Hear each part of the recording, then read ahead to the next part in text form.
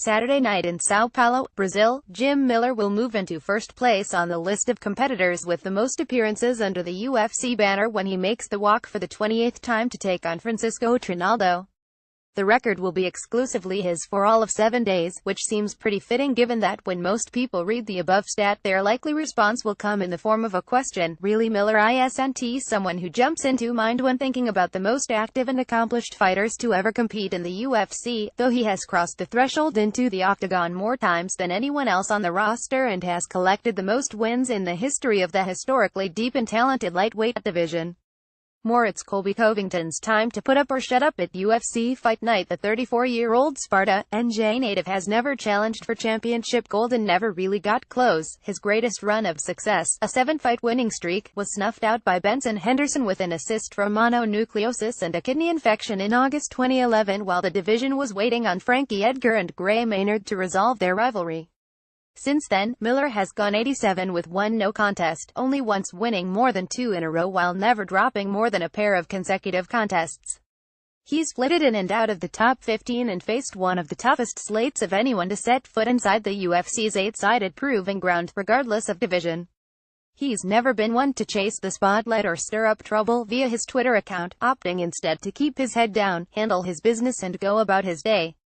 More October UFC pound-for-pound rankings, no surprises at the top in today's climate. That's a recipe for receiving little to no attention from the fans and media, many of who flock to the loudest voices in the room and the stories that will generate the most traffic. However, while Miller may be overlooked and underappreciated by those two populations, amongst his peers, the veteran lightweight is revered, the type of fighter those who earn their living inside the octagon hold in the highest regard and get up for seeing compete. So what is it that makes Miller such a respected figure in the fighting community? Here's what several former opponents had to say about the scrappy, nitwit lightweight who has come to define what it means to be a pro's pro in the UFC. Approach: Frankie Edgar. Reality fighting 14 fall brawl. For me, it's the fact that he's a blue-collar guy, kind of like myself. I think it has to do with our Jersey roots, coming from the background that we have. But Jim, every time he steps into that octagon you know he's going to bring the fight, win, lose or draw. There is no quit in that kid and he's impressive to watch. He has some of the most impressive fights in the UFC and he has heart like no other. Thiago Alves, UFC 205. I think it's his history and how he's carried himself throughout his career. He never chooses his opponents, he always comes to fight and you've got to respect that. You've got to respect anybody that has been in this game, in this organization for such a long time and is still fighting, still gunning for the top. Dustin Poirier, UFC 208. I grew up watching Jim Miller. He's been in the fight game a long time, he's fought everybody and he's always in crazy fights that are exciting for the fans. Those kinds of fights get me out of bed and get me excited to train and get ready for a guy like that. But on the other hand, you also know when you sign that contract to fight Jim Miller, it's going to be a fight. He's always in a dogfight, it's always bloody. More the latest news from the MMA world. Danny Castillo, UFC on Fox 16. One of the cool things about Jim Miller is that going into that fight, I knew that he was one of those badasses I came up watching. Before I was even in the WEC, I was watching him fight, and when his music came on, I don't even listen to that type of music, but when I heard that song, I was pumped up to see him go out there because he was one of those blue-collar fighters and there's not that many these days. Joe Lozon, UFC 155. UFC on Fox 21. Joe Silva used to say there was one guy on the entire roster that whenever he picked up the phone to book a fight, he knew they were going to say yes every single time, and that was Jim Miller. I would rather watch Jim Miller fight over just about anyone else. It doesn't matter who he's going to fight, it's going to be a great fight. Sometimes he wins, sometimes he loses, it doesn't matter. I know it's going to be super entertaining and I'm going to be on the edge of my seat the entire time, and to me, that's what keeps this sport alive. Staying power. Poirier. There's a lot to be said for fighters who come into the UFC and become contenders and fight for the belt quickly, but I have a lot of respect for a guy like Jim Miller because getting to this organization is one thing, but staying there is a totally different thing. We see guys come in and burn out real quick, but I have a lot of respect for Jim Miller because he's always been around, he has staying power.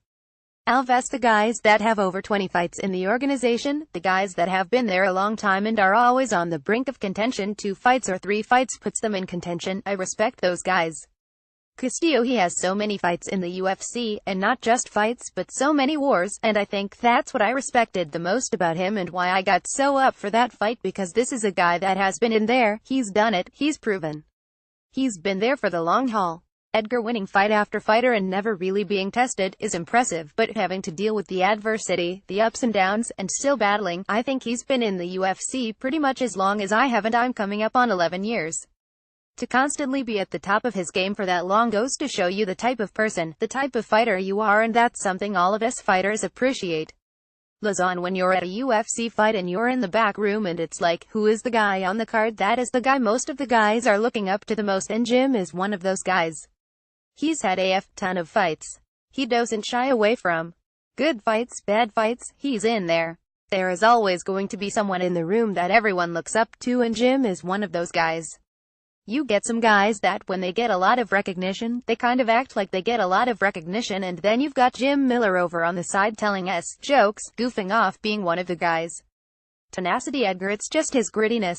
If you want to go in there and test yourself, test your will, and really look yourself in the mirror at the end of the fight, he's the guy to test yourself against to see if you're really about it, because he's 100% about going in there and putting it all on the line. If you want to test yourself against someone, he's the guy. Castillo, I always thought I was a small lightweight, and when we faced off, I thought, man, this guy's small, and you get to thinking, how did he stay in the deepest division being one of the smallest guys, and your mind starts traveling and you figure out, he must be strong as S. To be in that division for so long, being that small, he must be incredibly strong. I've never kicked someone that hard, that many times, and he just stayed in there. He was in my face from the start of the fight to the final bell, and it was all respect the whole way. You know you're always going to see a good scrap when Jim Miller steps in the cage, because he's always going to be there. He's not going to lay down for anyone, and no one is going to punk that guy. No one is going to bully that guy around, because he's going to be there from the beginning to end, and I respect that about him. Poirier, I landed some shots on him that would have put a lot of people down, but he took it and kept fighting. For me, a win over Jim Miller by anybody is respected in the mixed martial arts community, because they know what kind of out he is, what kind of fighter he is, and the grit he brings to the cage.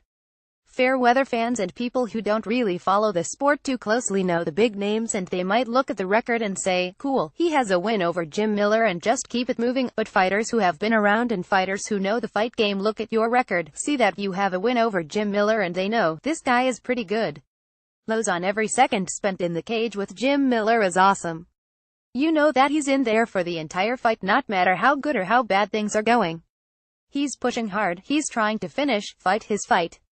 The first fight, he stepped up on semi-short notice. I was supposed to fight someone else, and then he stepped in on like a month's notice or so, and he still won the fight, and I was like, he opened a huge cut on my forehead in the first round, and I felt like I was covered in blood. There was blood everywhere. I've never bled so much in my life. He kept pressing and pressing, and I tried pressing back, but he got ahead of me and he went and leaned on me the entire time. I couldn't get anything going, but I honestly had so much fun during that fight. I was so exhausted, so tired, but the fight was everywhere. We were banging it out on the feet, we were going for takedowns, it was a really good fight. To me, if there is someone that doesn't know anything about MMA, that's the kind of fight you should have to go and watch. He won the fight, tip your hat to him. I had a great time, and then they talked about doing it again, and we were like, okay, let's do it. The first one was awesome. I told Joe Silva, I don't know if it's going to live up to the first one.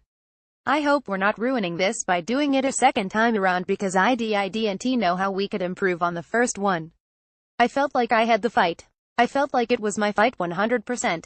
It was close. He was edging me out on the feet, but I had takedowns, and had great ground and pound. But the entire time, I enjoyed the first fight and the second fight, the entire time, and I'm sure he would say the exact same thing. It was just a really, really good example of what a mixed martial arts fight should be. It was awesome. To me, that's what mixed martial arts is about. Spencer Kite covers mixed martial arts for Sporting News and Post Media. Follow him on Twitter at Spencer Kite.